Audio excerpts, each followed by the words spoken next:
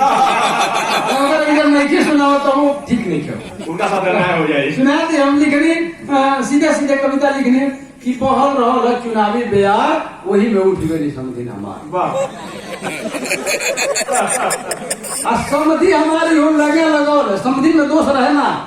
समझी जी कहस की अरे तू खड़ा होकर बहुत वोट मिली हमने के समझी हमारी हो लहंगा लगोल है और उठो ना रही तो खोद के उठो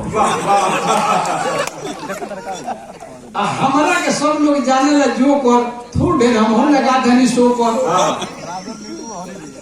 उठली तो सब जना पिकअप पकड़ली और नेता नेताइन के लगल उतरली सबका से बात करे मिश्री में घोर के और मांगे लियोट अब दोनों हाथ जोड़ के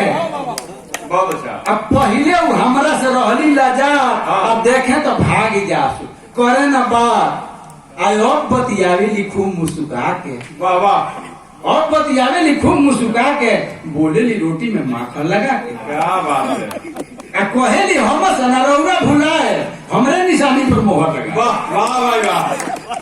कहनी हम उनका से कह के सलाम अब मनवे हमार बटे राउर गुलाम वाह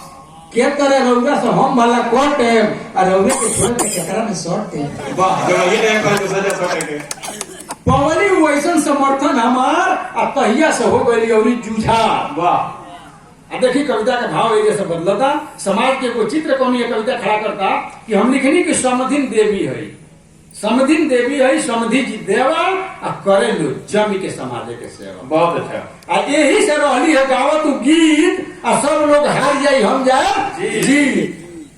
बाकी जनली ना लोग जाओ ना थाली में खाई वही का पेटी में छेदा बनाए वाह जनली ना लोग जाओ ना थाली में खाई वही का पेनी में छेदा बनाई और गिनती भइल तो जानल जवार अब भाई हो हार गई समझी ना गिनती भइल तब जानल जवार भाई हो हार गई समझी हमार हमारा वो हल्ला के कारण बुझाइल लड़े के बेरा ना फेटा कसाई वोट बढ़िया काम कैले से नहीं मिलता फेटा कसाई नेक काम कैला से मिले ना वोट मिले ओके जे फूकेला नोट जनता का चाहिए शराब अंग्रेजी जनता का क्या चाहिए अपना ये जनता का चाहिए शराब अंग्रेजी और चिखना में खोसी के गुदगुद करेजी अब घूमहू के बेरा सपोर्टर लो जाला हमरा ये कविता लिखे के जरूरत है पड़ कि सपोर्टर लो जब हमरा समझी के संगवा घूमे लो तो कहे लो वोट यहाँ के दिया जाये आ जब समझी आगवा बढ़ जा तो कहे लो कि इनका की जाए तो जरा से कहे वो पूछे भाई यहाँ में खामी कौन सी बा तो खामी बताओ लो कि अरे यहाँ का एकदम आपन आदमी है कि घुमहू के मेरा सपोर्टर ले जाला वहू में कुछ लोग लोकल निराला आ साथे कहे वोट यहाँ के दे दी और होट के कहे लगी यहाँ के यहाँ के खास है माल तल ना दे अब पाछे के नेकी में सगरो कटा दे एको गो वोट आई बड़ा मूल्यवान बा बिना नोट लहले ना दहला के काम बा